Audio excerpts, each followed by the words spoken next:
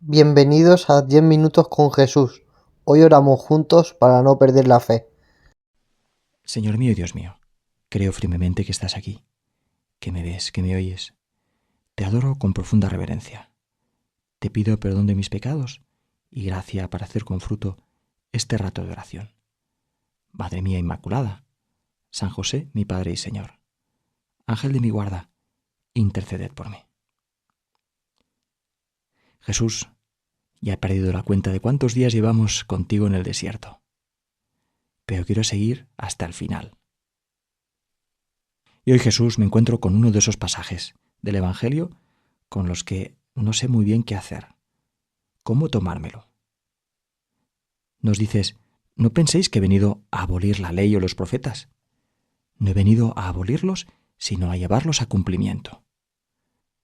Sí, os lo aseguro, el cielo y la tierra pasarán antes que pase una i o una tilde de la ley, sin que todo suceda. Fíjate que Jesús habla de una i. Quizá en el Evangelio que oigas si vas a misa no se habla de la i, sino simplemente de una letra. Bueno, el hecho es que, ¿de dónde viene esto de la I? Pues que Mateo habla de la iota, que es la letra más pequeña del alfabeto griego. El griego era como el inglés de la época, la lengua internacional, y por eso los evangelios se escribieron así, en griego. Pero Jesús con la gente hablaba arameo. Y por eso seguramente Jesús hablabas del yod. El yod, que es pues la letra más pequeña del alfabeto hebreo, incluso más pequeña que la iota del griego. Es casi como una apóstrofe, como una coma. Pues vienes a decir: no caerá ni una coma de la ley. Y ahí es donde Jesús, yo no sé muy bien qué hacer con eso, porque tú fuiste el primero que te saltaste algunos mandamientos. Es verdad, algunos eran mandamientos que no estaban en la Biblia, que habían sido añadidos con el tiempo, quizá pues con el deseo de evitar ambigüedades o qué sé yo. Es como la multiplicación hasta el infinito de las leyes en nuestros países actuales. No aprendemos. Pero en fin, Jesús, luego hay otras cosas que están claramente escritas en la Biblia y parece que las dejas de lado. Por ejemplo, el Levítico y el libro de los Números prohibían tocar a los leprosos o a los cadáveres, y tú los tocas. Y el Levítico decía que había alimentos impuros, y tú lo que vas a decir es que no es lo que comemos lo que nos hace impuros, y dirás que se puede comer de todo. Y el Levítico decía, ordenaba lapidar a la gente que hacía ciertos pecados, y, y tú frenas, con mucha clase hay que decirlo, pero frenas la ejecución de la mujer adúltera. En fin, Jesús, que ya nos damos cuenta de que tú has venido a pegarle una fuerte sacudida, un fuerte meneo a todo, que tú estás apuntando hacia el sentido profundo de la ley. Pero entonces, ¿por qué insistes tanto en el cumplimiento, incluso en la letra de la ley? Jesús, ¿no tenías miedo de que algunos se agarraran a esta insistencia en la letra para volverse unos rígidos, unos tiesos, unos maniáticos? Pues bien, pensaba que quizás que también temías lo contrario, quizá incluso más. Temías los que dicen que no se trata de la letra, sino del espíritu. Y entonces ya donde dicen espíritu, ponen lo que les da la gana. Y dicen que lo importante es el amor, y luego hacen lo que les da la gana. Es lo que sucedía, por ejemplo, después del Concilio Vaticano II. Y a propósito de Vaticano II, el Papa está haciendo ahora una serie de catequesis sobre el concilio.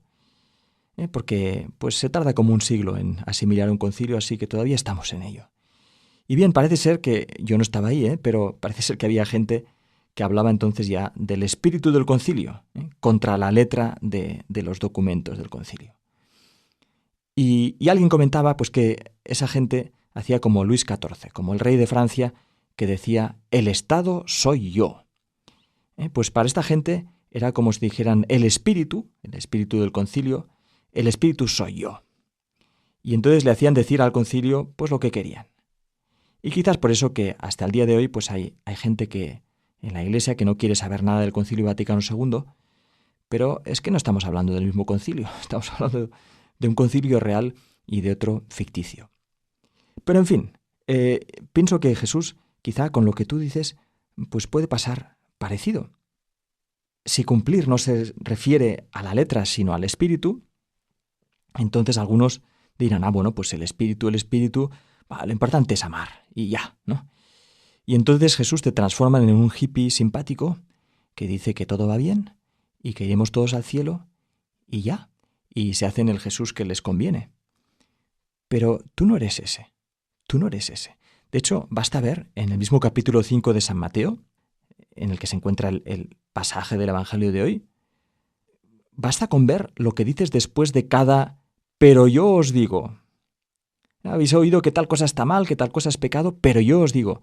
Bueno, pues ahí no es como cuando los niños los nietos van a la casa de los abuelos, y ahí, pues bueno, tu padre dice que esto se hace así o que no se puede repetir de esto o de lo otro, pero aquí las reglas son más cool, ¿no? Son más guay, ¿no? Bueno, pues con Jesús no es más guay. Es más bonito, es más profundo, es más auténtico, pero no es más guay. Vamos a volver sobre esas líneas. Dice Jesús, se os ha dicho, no cometerás adulterio.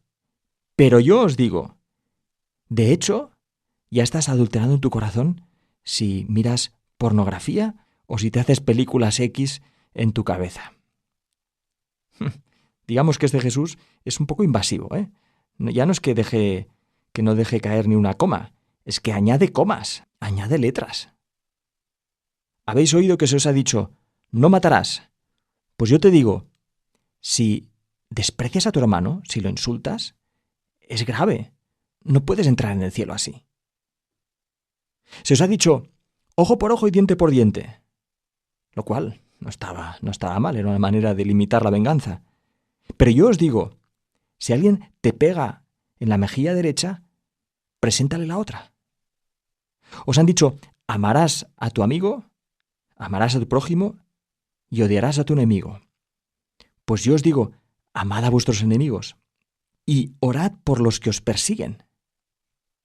En fin, Jesús, que si de lo que se trata contigo es del espíritu de la ley, pues ya se ve que este espíritu lleva la letra mucho más lejos.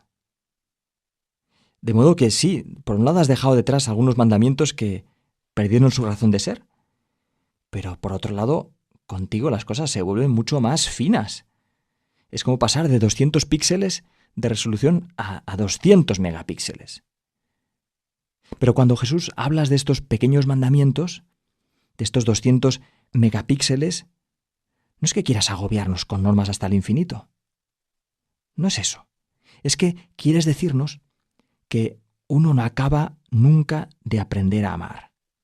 Y que del mismo modo que hay 1000 maneras de amar, también hay 1000 maneras de no amar, de ser egoísta, de ser orgulloso, de ser posesivo, duro, vanidoso. Y que quien ama está atento a los 1000 píxeles, a los 1000 matices de bien y de mal que crecen en su corazón. De manera que al final no es que uno necesite una lista infinita de normas. Lo que necesitamos es ser sinceros delante de ti, Señor, delante de los demás y delante de nosotros mismos. Abre mi corazón, Jesús. Abre mis ojos. Ayúdame a ver mejor. Que quiera ver mejor.